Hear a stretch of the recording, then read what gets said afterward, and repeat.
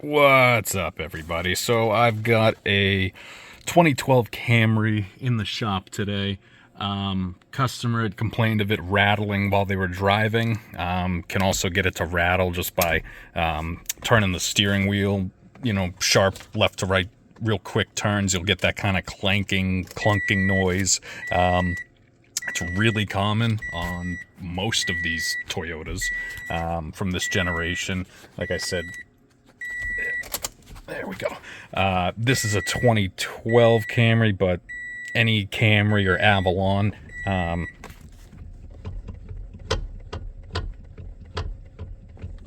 you can get that clunking sound just going side to side with it. In this case, they're more complaining about the fact that, especially when they drive at higher speeds, they get this rattling kind of, tapping sound that's coming from, up under by the steering column or in the dash, it almost sounds like. So, pretty common issue. Going to show you how to fix it and how it's all because of one small $7 part from Toyota that can fix it. So let's get cracking.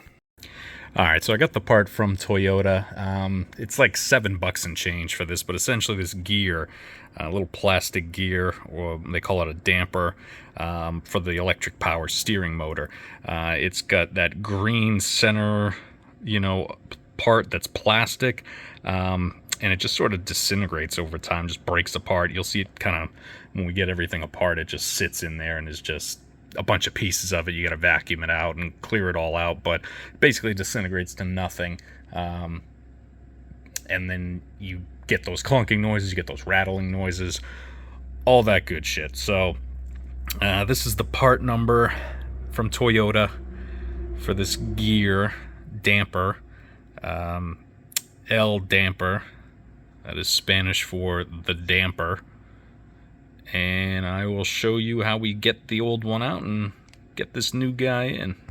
Alright, like most Asian things, a Phillips head screwdriver and a 10mm socket are going to be most of what you need here. So there is one Phillips head screw that sits in this slot here. That's going to come out. And then if we go over here, you can see there's a little plastic nut that holds this plastic panel, trim panel in here. So you just unscrew that by hand, get that guy loose, and then this kick panel, side panel thing here, we're going to pull this out. There's a 10mm hiding behind here we need to get. So pull that panel out just enough to expose. You got the 10mm here. Get that guy out of there. And then this whole panel here, just kind of get a hand under it, kind of work it forward. It'll unclip and it'll still be held on with the hood latch cable. But once this is free, you can just disconnect that cable from the back side of it there. And we'll get this guy free, like that, get him removed. Alright, so this side panel, you can just pull this out. It's got some clips holding it. Once you work the bottom free around this panel here, there's all these clips holding it in up top. You just pull it straight back and it'll release those clips. Same on that side. You get a couple that just pop right out of there. And then the only thing holding this in now is your hood latch cable. So you can just take the actual, lever for the latch here, pull that, and you'll see that the cable just kind of slides into it back here, right here. So all you got to do is slide that cable out and release it, and then you can disconnect it of this clip here. And once that's pulled out of there, cable's out of the way, this whole piece is disconnected. Move that over there. Now we got to get the airbag out of the way. So there's a couple 10mm bolts on this side, couple on this side, and this whole airbag with bracket, we can just move that right out of the way. Now, once this is down, you still have this electrical connector in back holding it, and then this is the airbag one. Unless you disconnect the battery, just leave that. We don't have to disconnect it. We can kind of just, move this out of the way. I don't think it's going to be in the way of what we're doing here. But these electrical connectors, probably want to disconnect these guys just to give us some more room, I would say. And then I'm guessing this plastic cover, we'll probably have to get that out of the way too, just to get a little bit more room. But this connector down here, you can probably disconnect this one if you want. That's just the OBD plug. You can probably just pop that out of there, give it a little more room if you want to move this, up and out of the way. But these guys, will definitely disconnect these. They just look like they're your standard, press, squeeze, release type clips. So let's move those out of the way and then see what that gets us. All right, so these two connectors, like I said, just push down on these release tabs on this side. They slide out from here, and then this big clip that holds them in is just in this hole back here. You can see that.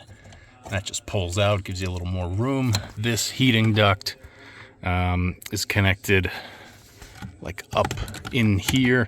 I just kind of pulled on it. It's got two openings on the side and the top where kind of clips go into it, and you just kind of pop it free.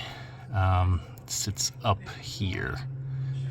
So once that's out of the way, you can get a pretty good look at the column here. So you have a bolt, a nut here, and then one on the opposite side of a well. That looks like a 12.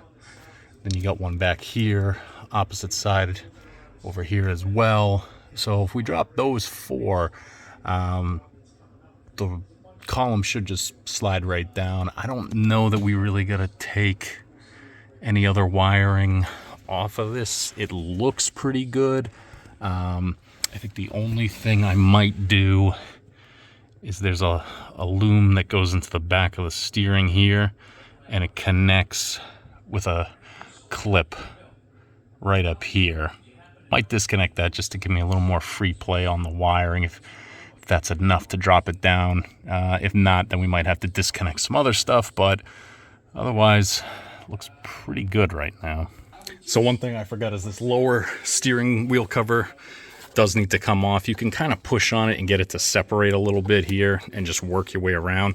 But you will have to at least put the key in, turn the steering wheel. There's a Phillips head on this side as well as on this side over here. Right there. So those two come out, then you can take that lower cover out.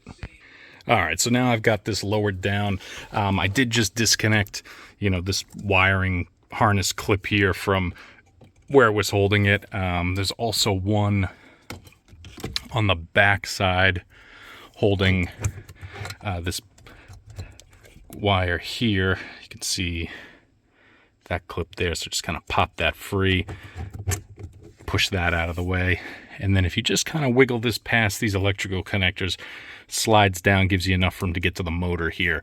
There's a bolt here. There's one on the back side over here. And then there's one down on the back over here as well. Two of them are going to be 12 millimeters, and one of them is going to be the 10. I believe the 10 is in the back corner over here. But you take those three off and we can pop this motor right off. All right, so there's your three bolts. You got the two 12 millimeter heads. This one was a 10 millimeter head, kind of tucked in the back. Now that those three bolts are free, you can just grab this motor assembly and work it off of the pump here. Let's see if we can free that up a little. And just kind of pull this up and out. You can disconnect those wires in back if you want a little bit more room, but you should still be able to get it up without it. That's what she said. And you can see there is our failure. So all those green bits, that's what's supposed to be attached to the gear. And when it's not, you get the rattle, you get the clunk, you get all those lovely noises for this failed $7 piece of shit plastic Chinese part. Look at that. Look at that. Still got all its green in it. So that's all there is to that. Get this guy out of here now. Put the light here so we can kind of see if it wants to cooperate. This gear just lifts right up out like that. And you can see what kind of condition that guy's in. Not so good. Not so good. But that little star piece in the middle, if we can get it to focus, I'll try over here. That little star piece in the middle, we're going to transfer that to the new one. And then just, like I said, we'll clean all that shit out of there, pop the new gear in. Hopefully be good to go. But looking at that old one, I would say that's your cause. All right, here's our new one, ready to go. You can see there's plenty of the bushing left on this guy. So I'm just gonna take this, cleaned out the inside of that, got all those broken bits out of there, vacuumed it out, cleaned it up real nice. So now we can just install this gear right back in the center here. Just like that. Make sure this little guy stays in the middle. Like that. So now that's all nice and squared and solid. We can reinstall this motor back on top. All right, motor's back installed here. Got those bolts tightened down, so now it's basically just reversal of removal. We're going to get the steering column back up, get that in place, reconnect all of these little wire holders into the loom, into the plastic back here, and get these connectors hooked back up. Put the lower steering cover back on and dash cover. The upper steering cover, I just kind of folded it up out of the way. Get that all back together. We'll take it on a test drive and make sure everything sounds like it's supposed to. All right, so we got it all back together. The clunk is gone, so problem is fixed. That clunk rattle, it all comes from this guy here, and you can see this is the old one, just how much of that green bushing is destroyed, is missing on this one. Just pieces of it kind of broken all over the place, and that's why you got to clear out all those pieces in the middle. But yeah, it's ridiculous. I mean, it's a $7 part that cost probably a quarter to make, and they just fail. They just fail all the time on these. I mean, this is a 2012 Camry, so it's about 12 years old. Only has 60,000 miles on it, but even this one you saw was just completely destroyed. So not much you can do about that. Just one of those things Toyota probably didn't put enough effort into on their design end of things, we'll say. But that's what that is. So this car's all good to go now.